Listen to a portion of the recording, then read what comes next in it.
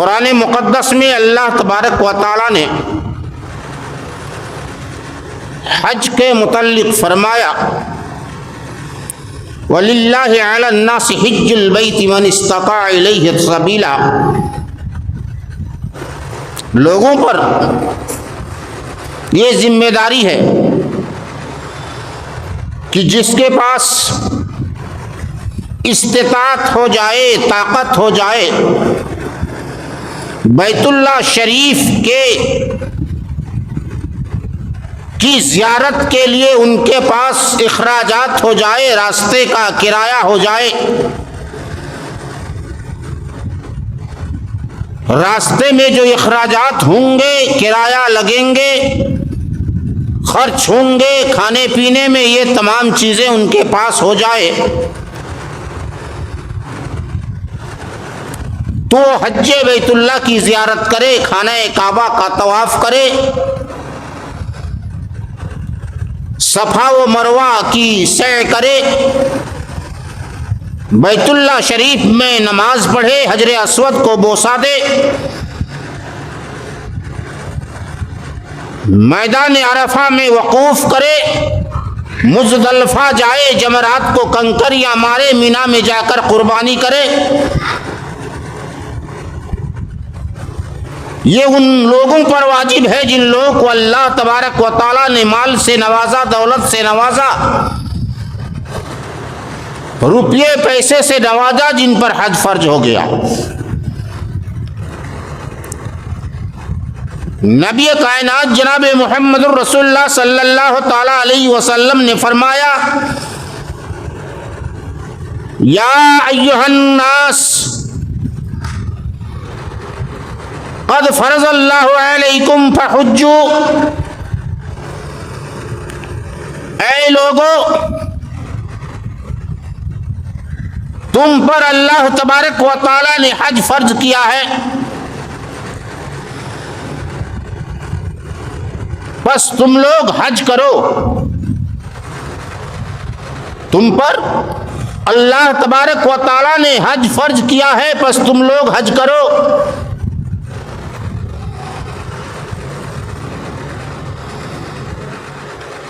نبی کائنات جناب محمد الرسول اللہ صلی اللہ تعالی علیہ وسلم نے فرمایا لیس لہ جزاء الا الجنہ، الحج المبرور،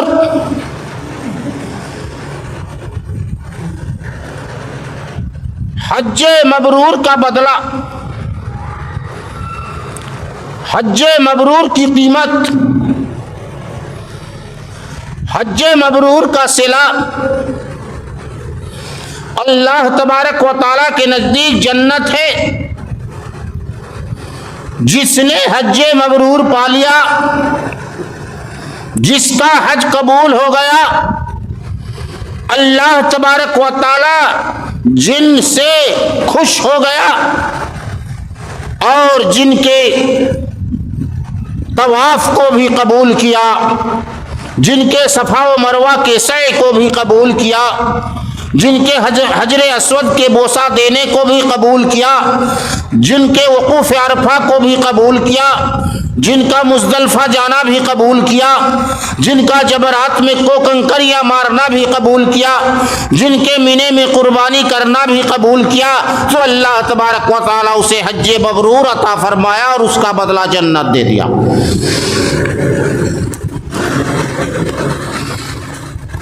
حاجیوں کے اور عمرہ کرنے والوں کی فضیلت نبی کائنات جناب محمد الرسول اللہ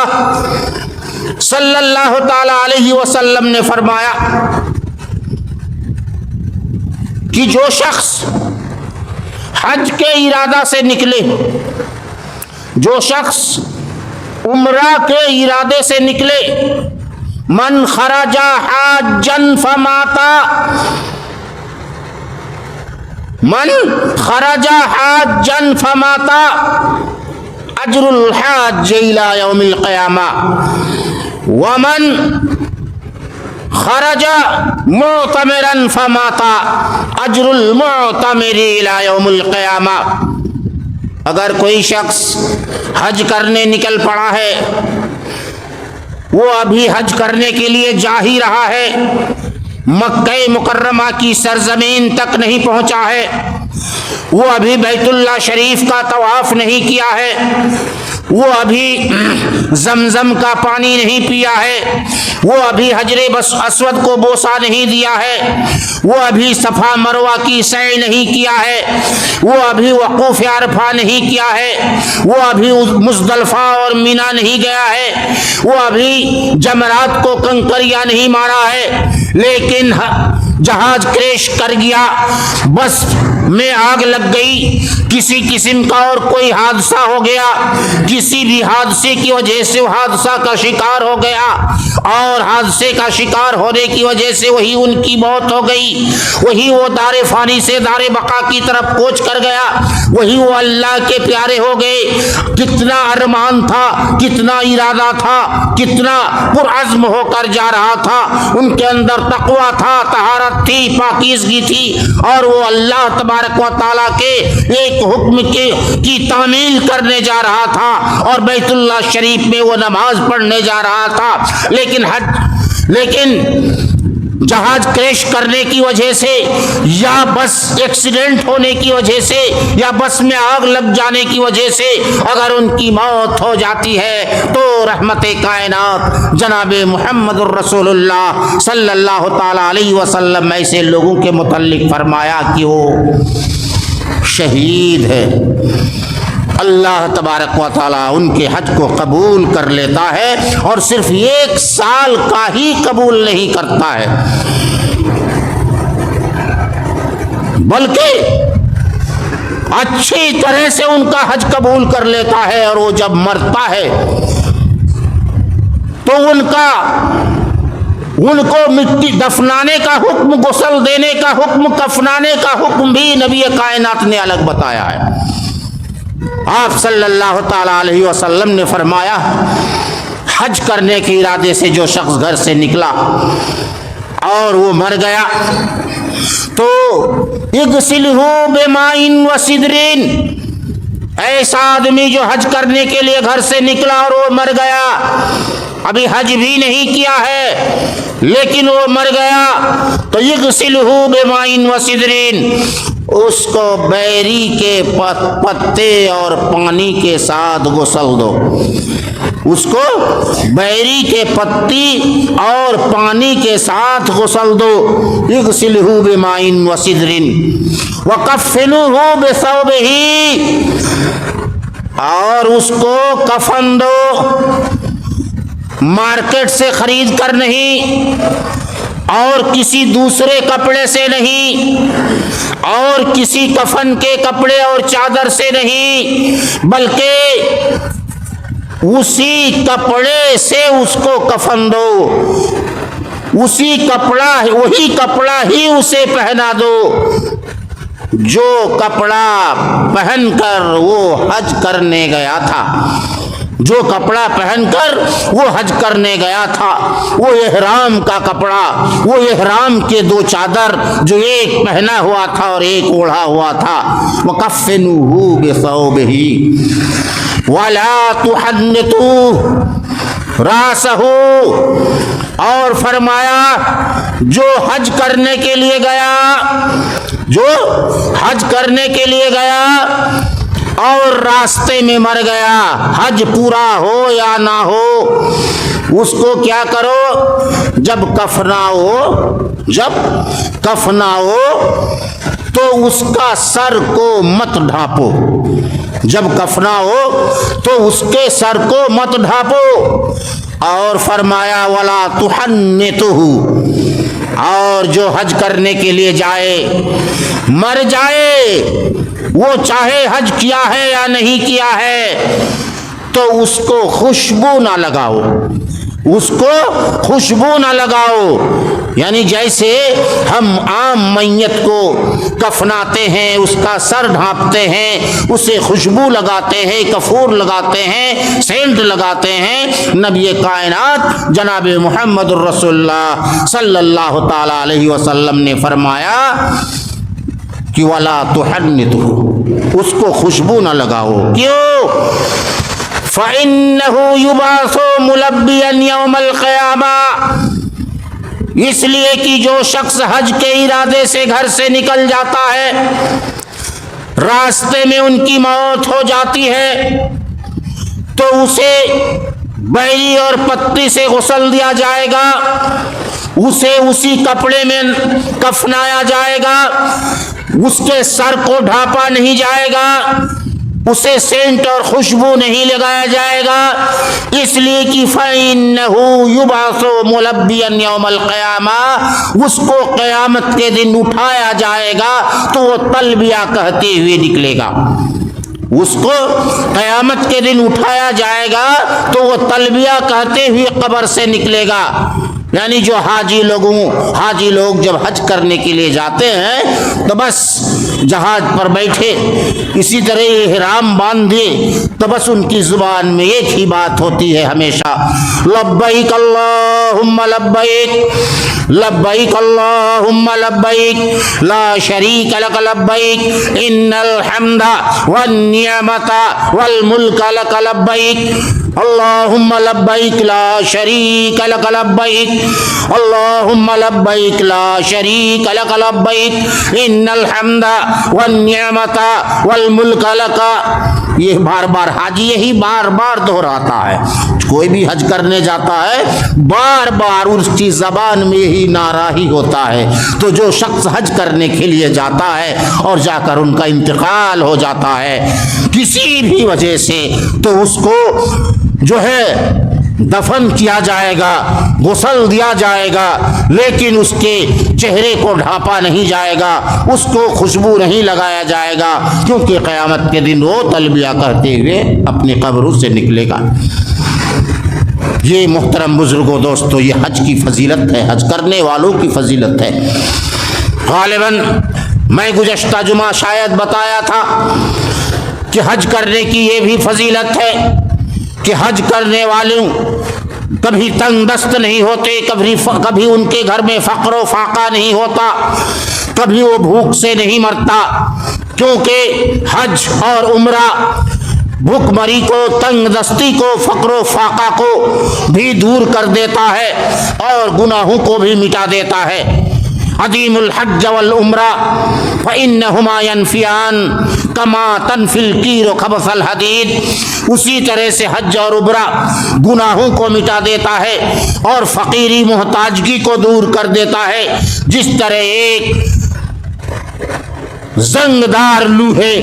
کو آگ اس کے زنگ کو ختم کر دیتی ہے اور وہ لوہا پھر نئے کی طرح ہو جاتا ہے، اسی طرح حج اور عمرہ بھی انسان کو اسی طرح کر دیتا ہے. حج کرنے والوں کے متعلق اخیر میں اللہ تبارک و تعالی عرفہ کے دن سمائے دنیا پر آتا ہے، اور حضرت عبداللہ بن عمر رضی اللہ تعالیٰ عنہ اس کے راوی ہیں، اور وہ کہتے ہیں کہ عرفہ کے دن اللہ تبارک و تعالی سمائے دنیا پر آتا ہے، آ کر اپنے فرشتوں کے سامنے فخر سے بیان کرتا ہے کہ اے میرے فرشتوں، دیکھو میرے ان بندوں کو، کہاں کہاں سے یہ غبار آلود ہو کر، کہاں کہاں سے یہ میلے کچیلے ہو کر، کہاں سے یہ ننگے سر آ کر، اس میں بادشاہ بھی ہے، فقیر بھی ہے، امیر بھی ہے، غریب بھی ہے، مزدور بھی ہے، سیٹھ بھی ہے، کالے بھی ہیں، گورے بھی ہیں، بوڑھے بھی ہیں، جوان بھی ہیں، عورت بھی ہے، مرد بھی ہے، لیکن میرے گھر میں سب ایک ہی کپڑے میں آیا ہے. چاہے وہ بادشاہ بھی ہے تب بھی ان کے پاس دو چادر، چاہے وہ غریب بھی ہے، فقیر بھی ہے، تب بھی ان کے پاس دو چادر. اور میرے حکم سے دیکھو یہ ایک جیسے جا رہا ہے، اور سبھی کے زبان میں حاکم ہو یا محکوم، راجہ ہو یا پرجا، رعیت ہو یا رعایا، سبھی کے حکم میں ایک ہی سبھی کے زبان پر ہے، لبیک اللہم لبیک. سبھی کی زبان پر ایک ہی بات ہے، لبیک اللہم لبیک لا شریک لک لبیک۔ سبھی کی زبان میں صرف میری حاضری ہے، میری تعریف ہے، میری حمد و ثنا ہے، اور میری گنگناہٹ ہے، میری تسبیح و تہلیل ہے، میری بڑائی اور کبریائی ہے، سب کوئی اس میں موجود ہے۔ اے میرے فرشتوں، یہ جہاں سے چل کر آیا ہے، ایک ایک ان کے سواری کے قدموں کے بدلے ایک ایک نیکی دی جائے گی، اور ایک ایک ان کے سواری کے قدموں کے بدلے ایک ایک گناہ کو مٹا دیا جائے گا۔ اے میرے فرشتوں، کیا انہوں نے مجھے دیکھا ہے؟ کیا انہوں نے میرے جنت کو دیکھا ہے؟ کیا انہوں نے میرے جہنم کو دیکھا ہے؟ فرشتے کا جواب ہوگا نہیں۔ اللہ تبارک و تعالیٰ کہے گا، اے میرے فرشتوں، اگر یہ میری جنت کو دیکھ لیتے تو کیا حال ہوتا، اگر یہ مجھے دیکھ لیتے تو کیا حال ہوتا، اگر میرے جہنم کو دیکھ لیتے تو کیا حال ہوتا۔ اللہ تبارک و تعالیٰ کہے گا، آج اگر ان کے بالوں کے ریت کے، دھیان سے سنیے گا، اللہ تعالیٰ فرماتا ہے اگر ان کے ریت کے برابر بھی گناہ ہو، بالوں کے ذرات کے برابر بھی گناہ ہو، اگر ان کے ریت کے ذرات کے برابر بھی گناہ ہو، اگر ان کے سمندر کے جھاگ کے برابر بھی گناہ ہو، اگر ان کے آسمان و درمیان کے برابر بھی گناہ ہوں، اور اگر ان کے ایام زمانہ کی طرح بھی گناہ ہوں، تو میں ان کے تمام گناہوں کو ان کے عرفہ آنے کی وجہ سے، ان کے کعبہ شریف میں نماز پڑھنے کی وجہ سے، ان کے صفا و مروہ کرنے کی وجہ سے، انہیں جمرات میں کنکریاں مارنے کی وجہ سے، ایک ایک گناہ کو میں مٹا دوں گا، مٹا دیتا ہوں، ختم کر دیتا ہوں۔ دوسری ایک روایت ہے، اسی روایت ہی کی طرح اس میں بھی ہے چند باتیں، اس میں زیادہ ہے، اس میں کم ہے، اور چند باتیں اس میں زیادہ ہے، اس میں کم ہے۔ آخر میں اللہ تبارک و تعالیٰ فرمائے گا، اے میرے بندے جا، میں نے تیرے گناہوں کو معاف کر دیا، میں نے تیری دعاؤں کو قبول کر دیا، اور آج میں تجھے اسی طرح بھیج رہا ہوں جس طرح تو ماں کے پیٹ سے جس دن جنا تھا، تیرا کوئی گناہ نہیں تھا، تیرا کوئی گناہ نہیں تھا، تیرا رجسٹر بالکل گناہوں سے پاک اور صاف تھا، میں اسی طرح آج میں نے تجھ کو بھیج دیا۔ جا کر مستقبل کی زندگی دیکھ، آئندہ زندگی کو اچھی طرح سے نبھا کر گھر جا، نماز پڑھ، روزہ رکھ، تقوی اوپر پرہیزگاری اختیار کر، صدقہ کر، خیرات کر، زکوٰۃ ادا کر۔ تو جا، اگر تو ایسا کرے گا تو تیری زندگی کامیاب ہے، تیری زندگی سرخرو ہے، اور تیرے حج کے بدلے میں میں جنت دینے کے لیے تیار ہوں۔ یہ میرے محترم بزرگوں، دوستو، حج کی فضیلت ہے۔ ہم اللہ تبارک و تعالیٰ سے دعا کرتے ہیں، الہ العالمین ہم تمام مسلمانوں کو بیت اللہ شریف کی زیارت کی توفیق عطا فرما، ہم تمام مسلمانوں کو تیرے نبی کے شہر کا دیدار کرا دے، ہم تمام مسلمانوں کو تیرے نبی کی مسجد کا دیدار کرا دے، ہم تمام مسلمانوں کو صفا و مروہ کی سعی کرا دے، حرم شریف میں نماز پڑھنے کی توفیق دے، مزدلفہ، مینا، عرفہ، ہر جگہ زیارت کرنے کی توفیق عطا فرما، اور زمزم کے کنویں سے ہمیں پانی پینے کی بھی توفیق عطا فرما۔ بارک اللہ لنا ولکم فی القرآن المجید، ونفعنا وإیاکم بالآیات والذکر الحکیم، انہ تعالی جواد کریم ملک بالرؤوف الرحیم۔ الحمد لله كفى وسلام على عباده الذين اصطفى أما بعد أعوذ بالله السميع العليم من الشيطان الرجيم بسم الله الرحمن الرحيم إن الله وملائكته يصلون على النبي يا أيها الذين آمنوا صلوا عليه وسلموا تسليما اللهم صل على محمد وعلى آل محمد كما صليت على إبراهيم وعلى